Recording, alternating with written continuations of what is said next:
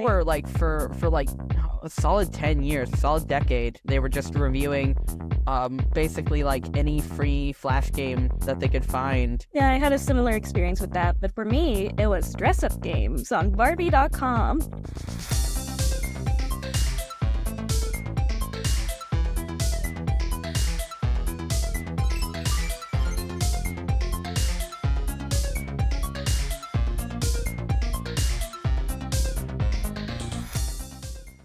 Hello, my lovely listeners, and welcome back to another episode of Plot Points and Pixels, where we review your favorite indie visual novels and more. Thank you for booting up that save file, and as always, I'm your host, Irene Ariano, and today we're in for a very special treat this episode, as we'll be interviewing game writer E.L. Sonders, also known as Elliot. Their work has been shared across multiple zines such as Splatter Painting, and in the past year, they have released 2 visual novels. The first is The Gardener, a game which tackles subjects such as trans grief and the fear of being buried as a stranger.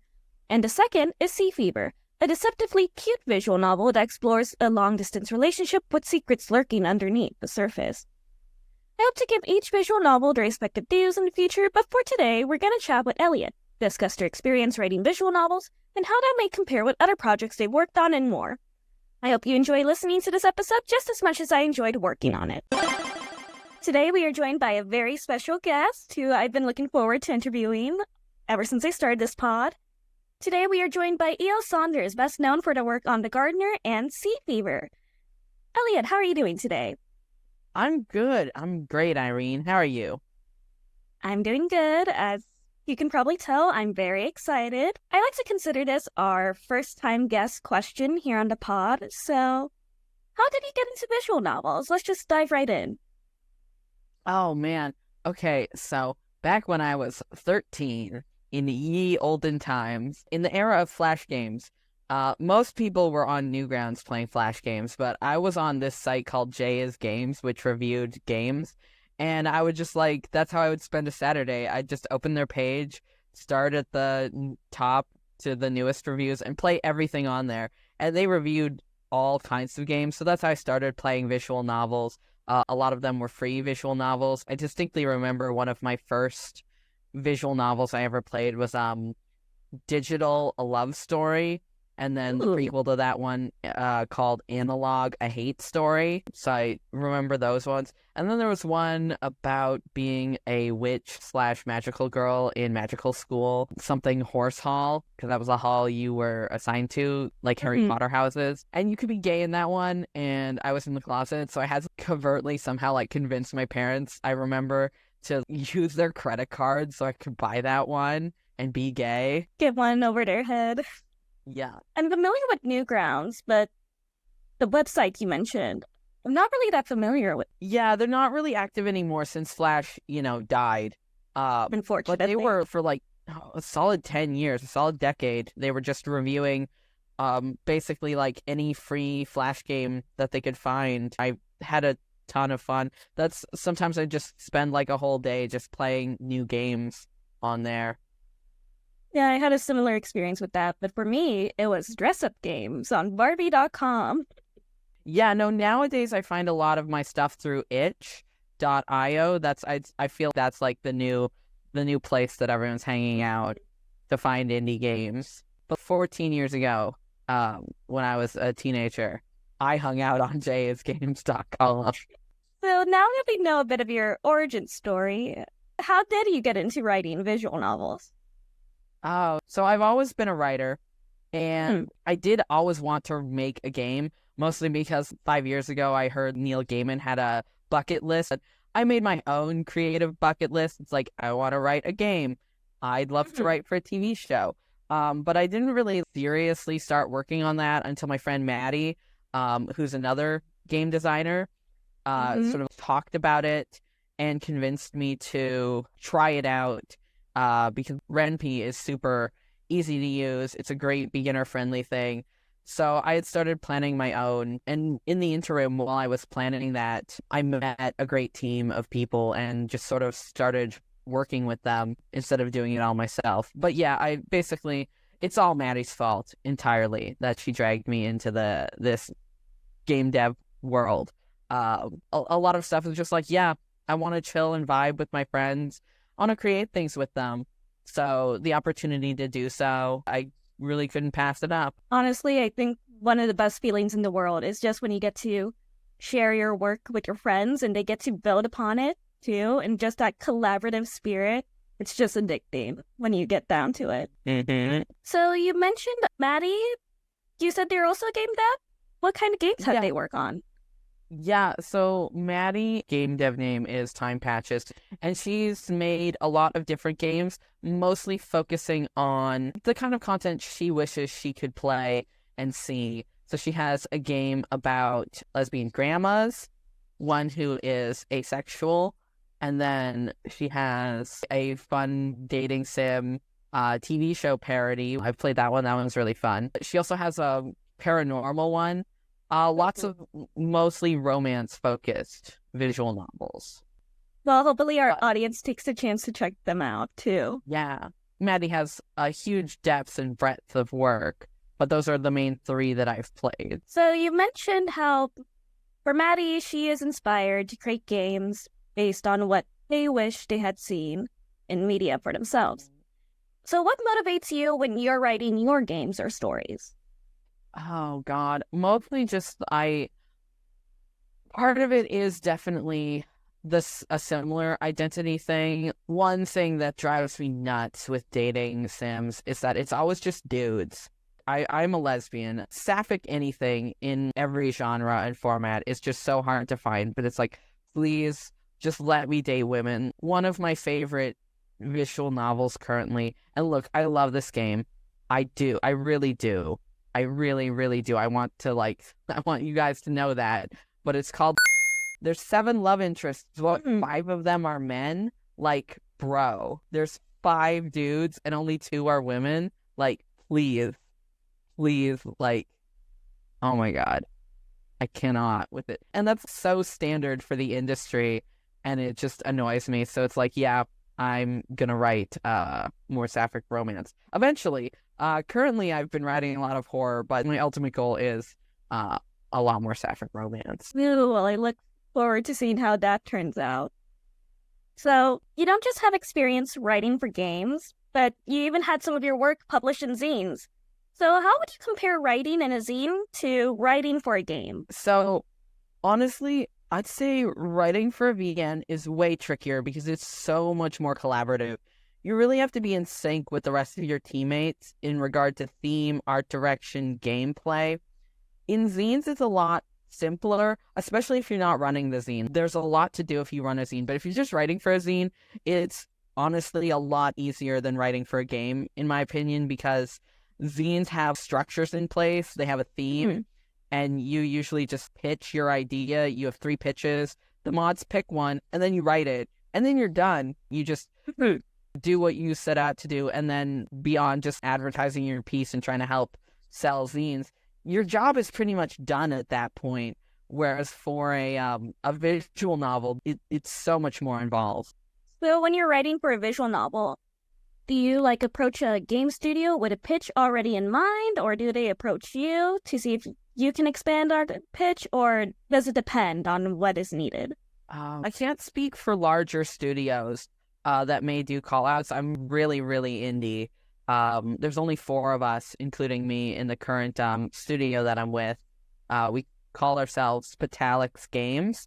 And what that happened is Maddie invited me to a game dev Discord, and they threw out a pitch document which had their concept, their art, and they said they were looking for a writer, and I applied to that. They looked at my portfolio. They really liked what they saw. And then we decided to do 2 smaller games before we worked on this larger project that they wanted to do, the one that they had pitched for, mostly to see if we could work together well as a team. That's how Sea Fever and The Gardener came out. Both of those were actually for game jams. And a game jam is basically where there's a theme and there's a certain small period of time, and you commit to making it in that period of time.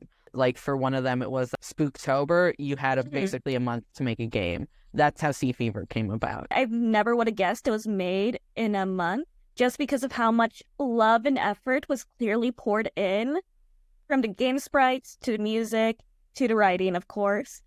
Yeah. It's just God, I never would have guessed it was made in just 1 month.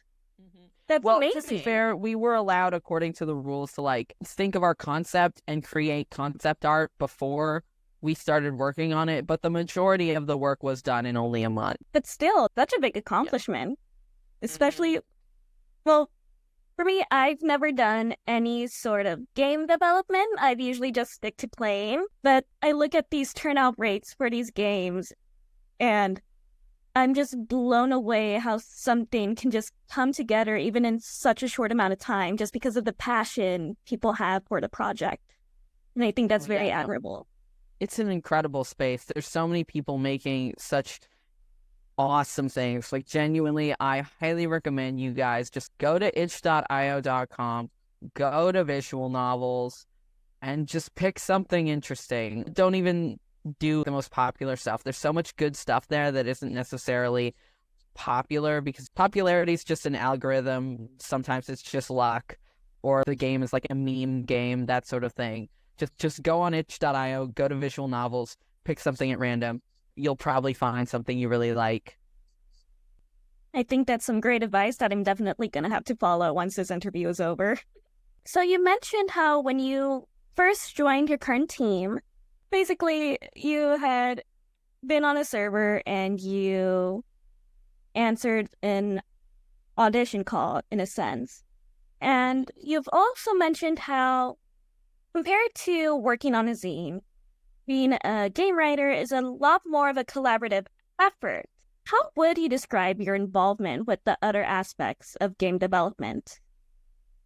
Oh, man. So it's like other studios might do it differently, and it might be really different with a bigger studio, but with a studio of our size, of only being 4 people, of course, we do, for other games, we occasionally have extra people that we just bring on. Like, we needed music for Sea Fever, so we just found a musician, and we were like, here's the vibe, come back with some tracks, that sort of thing.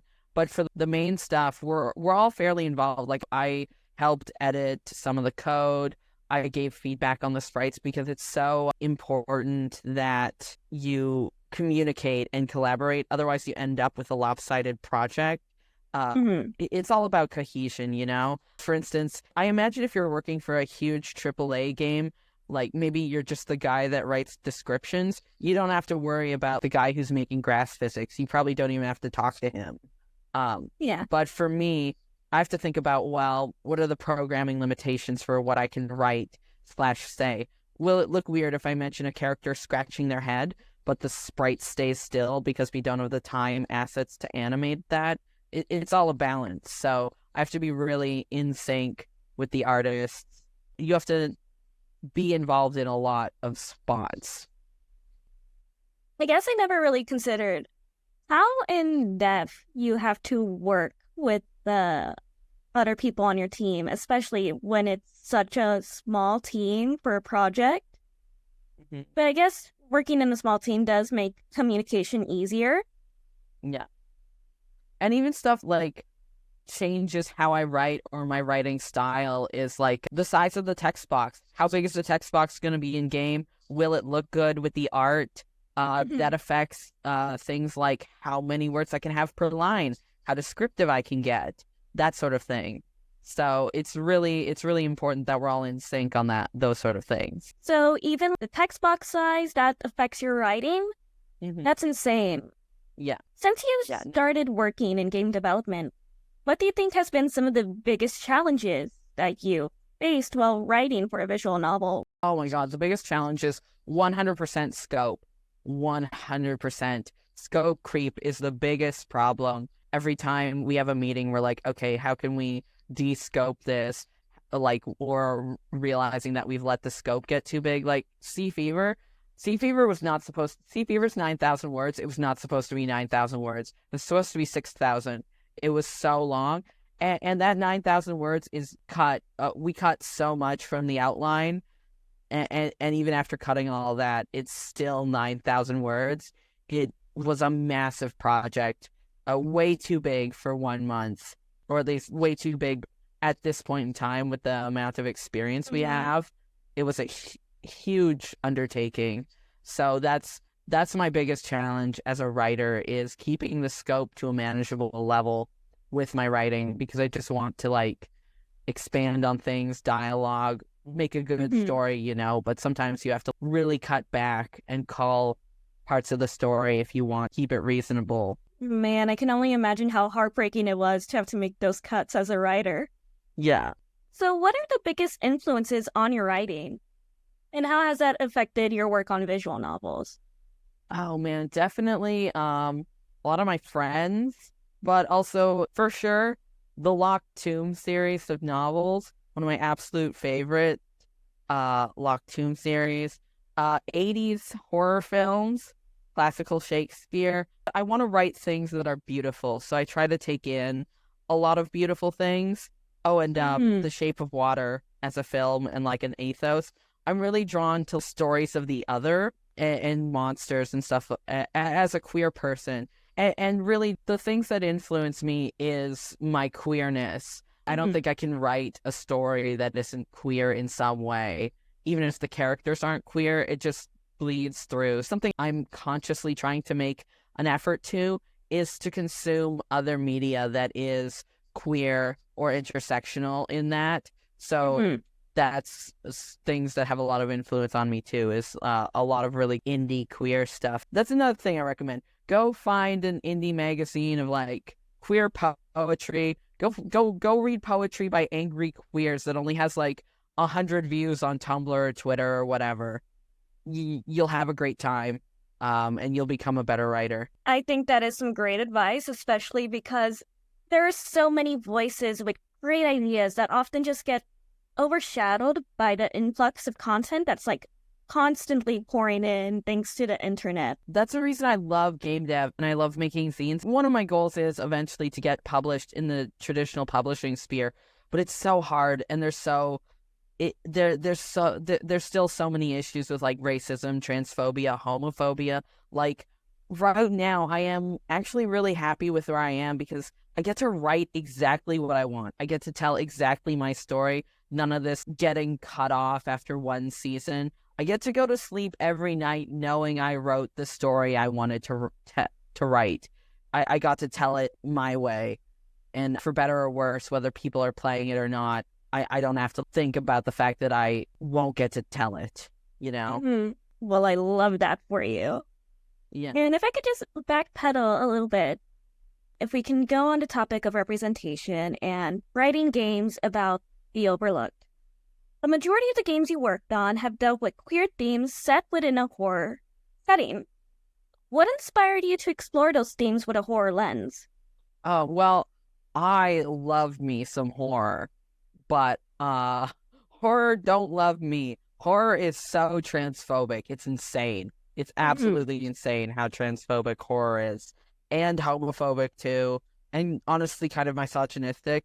So a lot of the impetus was literally just like, I want horror, but I don't want the transphobia. So it's not really much deeper than that, basically. So I was just curious, because I remember one of my friends, they once told me 80s horror is some of the most gay, yet homophobic content you will ever find. Oh my god, yeah. No, they're so right. And for me, I think your games included, I played a lot of queer horror games, and I feel like, in a sense, at least for me in my experience from what I played, sometimes you can't help but relate to the other in those films, like the monster. Oh yeah, no, that's a huge thing about queers and why so many queer people like horror is even though it is transphobic, there's something about the other. That's why I like Shape of Water a lot. It's because the monster wins and the monster is given a happy ending. I got an English degree, so I could go into a whole thing about like I wrote an essay about the other as a monster within Shakespeare for a queer Shakespeare class, but I won't because I know we have a time limit. But y'all hit me up if you ever want to hear that essay. So, what inspired you to write The Gardener? Oh man, okay. So this one had a very clear, super visceral inspiration. I read this comic on Tumblr by a trans person, and it was basically boiled down to what happens when you die, and you're buried by people who don't respect your identity. And it really like hit me that what if people dead name me when I die? What name will be on my tombstone? The thought of being buried a stranger was so viscerally like suddenly real and terrifying to me. And I knew I had to write something about it. Just the thought of dying like that, and even though I'd be dead and I wouldn't be around to hear it, like the disrespect, the way that people suddenly own your identity once you're dead, and if they're not respectful of it, you could be buried not yourself with the wrong name and everything like that. So that one had like a very visceral, that game's like my baby. That one had like a super visceral, and I'm so grateful to the team for like wanting to work on that with me and embracing my story, because I had a lot more involvement with the whole process of that one because it was my baby. Whereas like on Sea Fever, someone else came with the idea and we all just ran with it. So that one was still really fun and I was still involved with that. I'm very proud of the work I did on that one. But The Gardener was an intensely personal story, I'd say, compared to Sea Fever, where it's just like, woo, lesbians and horror. Yeah, if I can just take a moment to praise The Gardener. Because, first time I played it, I had to take a moment afterwards to just soak it in, because when most people think visual novels, they think of character sprites, they maybe don't think of dating sims, but The Gardener in particular, like the Gardener themselves, they don't have a character sprite, but their imagery, they're portrayed through like these set of teeth that just beg you to imagine this creature who you can't even possibly begin to even consider perceiving. And if I can, spoilers for The Gardener in case anyone in our audience hasn't played it yet, but the scene where the gardener is encouraging the protagonist to dig a new grave for their friend, and they're asking them what their friend was like in real life, and all those options you had, it was just honestly hard for me to write. There was definitely like, the script is only 3,000 words, but I spent like I cried like through like a solid 2/3 of writing it. It was a very emotional, heavy thing, but I am glad I worked on it. Well, I'm glad you were able to put that story out there. I'm sure it is one that many people needed to hear. So we're almost out of time here, but just so we can end this interview out, not on a somber note, but on a more positive one, is visual novels a career you're considering to pursue professionally going forward? I know you mentioned how you wanted to get published traditionally.